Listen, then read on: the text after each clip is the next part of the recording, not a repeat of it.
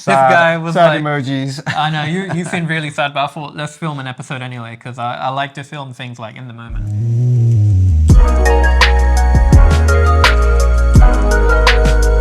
Right, welcome back to the channel, guys. It's your boy Harris and Alps Lifey, and in today's video, we're going to be talking about the GFX100s. It's going to be a bit of a podcasty style video, so if you're going for a drive, or if you're cooking, leave us on in the background, and we're just going to ramble. Exactimo, and got some super exciting things to talk about the GFX100s. Yeah, what's your what's your first impression?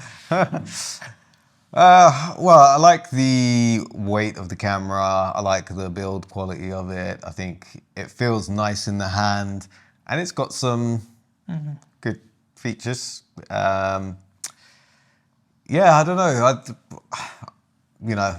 I'm just going to say it straight off the bat, I would just rather use like my X-T3 to shoot video. Photography-wise, I think you probably have more positive things to say about it than I would. I think for video, I'll just nail it down very quickly. The exposure on it and everything is just a bit weird. I don't know if there's like an issue with the camera or an issue with like the way the monitor goes into the Ninja V or something like that, but it just doesn't seem to grab the same exposure as I can like with an X-T3, especially with like the setup that we got here. I know for a fact that it's well exposed, and on the GFX it seems like you need to give it more light. I mean, it's an f4 lens. By the way, we're shooting this episode on a GFX100s right now. It's a 23mm f4, which I don't know. Yeah, you're right. I feel like it should let in a bit more light. That's where the camera is right now. At the tip of my fingers. So like we're that close, and that's medium format. So yeah, I mean, you know, the standard H.265 looks nice. The 10-bit as well. Yeah, 10-bit. Full 10-bit, by the way. And it's, you know, you get more in your frame and stuff like that. And I'm sure that's exciting to some people. I just don't like it. It's not for me. That's his first impressions. I mean, to be fair, we only spent like, half an hour just like playing around with the raw features, trying to get the exposure right. Currently, right now, I like to just shoot with a flat picture profile with a Turner, and it tends to just work really well. It's still slightly different to how I would use an X-T3. If I do the same setup with an X-T3, kind of overexposed by one stop, you tend to just get a really good image right out of the gate, if you will.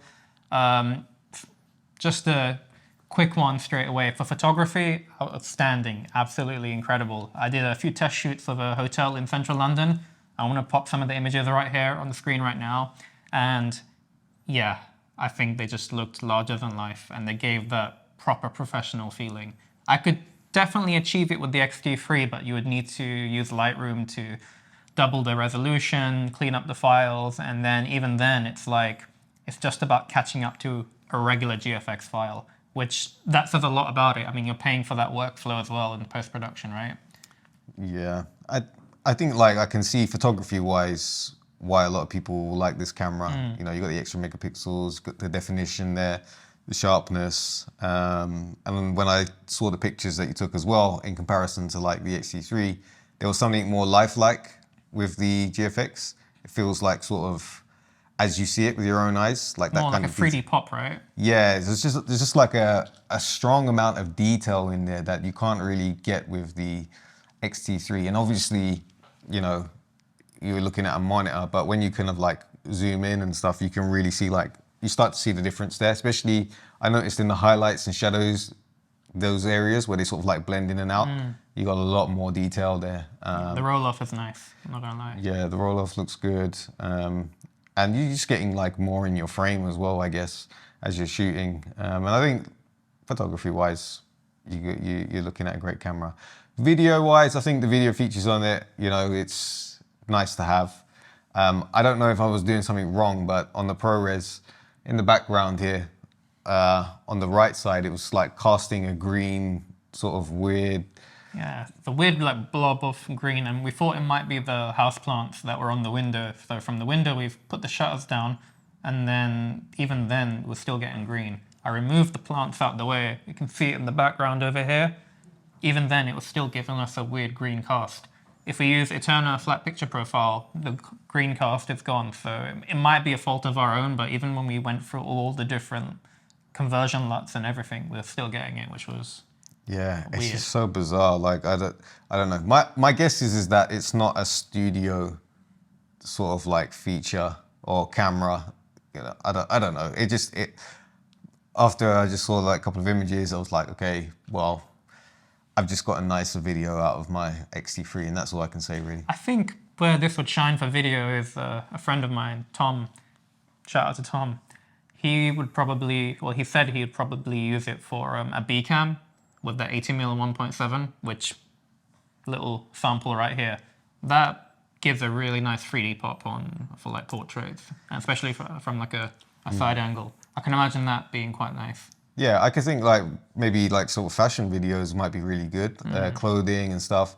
Similar to what you would use it for like photography. You could probably get like a really nice pop out of it because you've got like the larger sensor.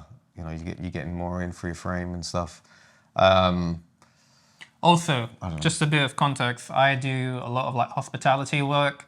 You do a lot of like film production work. So it's coming from that kind of angle. That's our background. That's how we're looking at the camera from those professions. Yeah, I'll give you some screen grabs from my upcoming film. You can see like two pictures or whatever, but like that's the sort of image that I like to get out of the X-T3, and I'm just struggling to really kind of get anything nice out of the GFX. In a controlled environment as well. Yeah, which is where controlled environments are like 90% of the time where I shoot. I do shoot outside, but mostly indoors, controlled lights, controlled everything.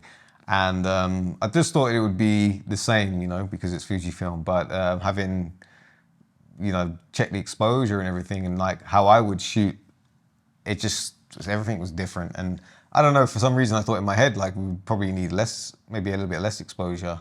I think with lenses, like if it's a GFX or if it's a full frame or if it's APS-C, if it's f4, it's f4 in terms of how much light it lets in, but obviously the way the depth of field translates changes.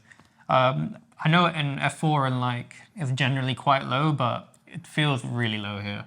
I don't know why. Yeah, it's like, I mean, this the light... The lights are on full blast right now, and usually I put the light on like 70%. Yeah, I mean, even when I'm doing the X-T3, we never have like our key lights more than like 30 or 40%. I usually get like skin up to 65 IRE and stuff, and it was showing that on the monitor when I was shooting, even in RAW and in normal, and it just wasn't hitting. As I said, I don't know. I think maybe there's something wrong with either the monitor connected to the camera or the camera itself, you know. But in my experience so far, it wasn't like great. I've sort of like was a bit underwhelmed. What about photography? Would you get it for photography? Oh yeah. Photography easily, like that's where I saw the difference between that and the X-T3. Like image-wise, you can just see like it's just there's no comparison. You can just like crop in, and you're probably still sharper than the X-T3 almost. So yeah, it's funny you say that because I had to do super resolution shoot with dynamic range at 400% just to match. Yeah, I think photography-wise, it looks good. I like it, man. You'd be happy, I think, and especially the 80mm as well. That lens is magical, man. I wish I could film with it, but obviously it's really tight. Yeah. I would need to get. I wish they made like a wide angle that's like f2, but that'd probably be humongous. So yeah, probably if I was to move into the GFX world, I'd probably get just a regular 50S and save a lot of money. Yeah, I think video-wise, I wouldn't use it for video. Yeah, I just don't know. I have seen some creators make some really nice video. I know that Philip Bloom did a really nice beach video with his GFX.